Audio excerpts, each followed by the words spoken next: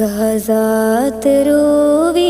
ചോര കണ്ടേ ഞാനും എഴുതട്ടൊരു കണ്ണീർ കാവ്യം.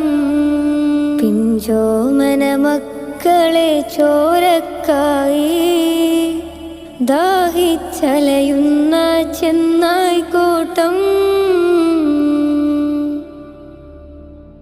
മരിച്ചത് ഞാനല്ല, നീയാണ് മുസ്ലിമേ. ഫാസിസ തടവറയിൽ അടിമയായി നിൽപ്പോ നീ എന്ന് തീരും ഈ കണ്ണുനീരിൻ മോചനം നേടുകില്ലേ? ഫലസ്തീൻ ചിരിയെന്നത് കാണാം. ഗസാതെരുവിലെ ചോര കണ്ടേ ഞാൻ